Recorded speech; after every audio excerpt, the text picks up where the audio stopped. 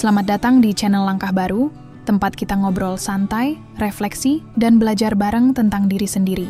Pernah nggak sih ngerasa waktu itu seperti air yang mengalir gitu aja? Tahu-tahu udah sore, kerjaan belum kelar, dan rasanya kok nggak produktif ya? Nah, kalau iya, berarti kita sama.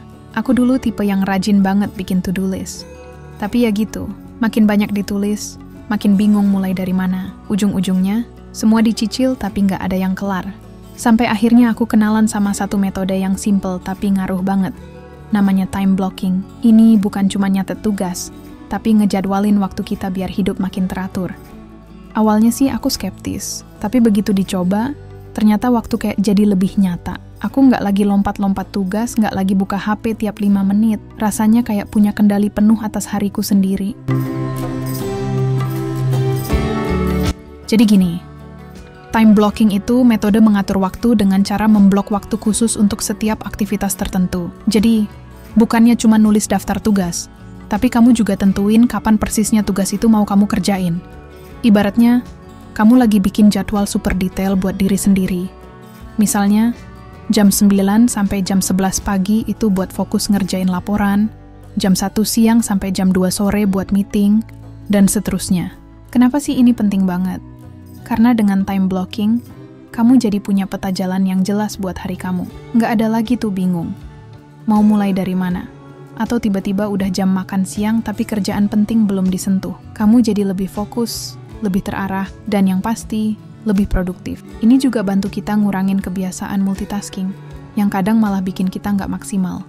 Oke, sekarang kita masuk ke bagian yang paling seru. Gimana sih cara mulai time blocking ini? Aku punya beberapa tips edukatif yang bisa langsung kamu coba. Pertama, kenali prioritasmu.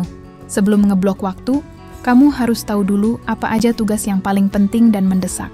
Bikin daftar tugas, to-do list dulu, terus urutin dari yang paling prioritas. Ini kunci biar kamu nggak salah fokus. Kedua, blok waktu untuk satu tugas, fokus. Nah, ini dia intinya. Alokasikan satu blok waktu untuk satu tugas. Hindari ngeblok waktu buat banyak tugas sekaligus. Misalnya, jam 10.11, balas email penting. Bukan jam 10.11, balas email ngerjain laporan telepon klien. Biar fokusmu nggak pecah. Ketiga, jangan lupa me time dan istirahat. Time blocking bukan berarti kamu harus kerja terus tanpa henti ya. Justru, kamu juga harus ngeblok waktu buat istirahat, makan, olahraga, atau bahkan sekadar ngopi santai. Ini penting banget biar otakmu nggak overload dan kamu tetap semangat. Ingat, produktif itu bukan berarti nggak istirahat. Yang kamu buat itu bukan harga mati. Kadang ada hal tak terduga yang muncul. Nggak masalah, kamu bisa geser atau sesuaikan blok waktumu. Intinya, time blocking itu alat, bukan beban. Kalau ada yang meleset sedikit, jangan langsung nyerah.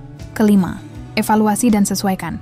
Di akhir hari atau minggu, coba deh lihat lagi jadwalmu. Mana yang berhasil, mana yang masih perlu diperbaiki. Mungkin ada tugas yang butuh waktu lebih lama dari perkiraanmu, atau ada waktu istirahat yang kurang. Terus sesuaikan sampai kamu nemu ritme yang paling pas.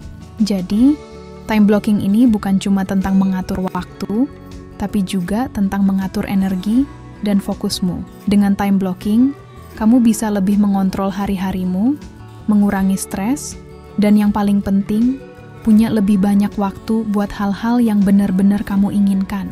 Yuk, mulai coba time blocking dari sekarang. Rasakan sendiri perbedaannya. Kalau kamu punya tips time blocking lain, jangan ragu tulis di kolom komentar ya.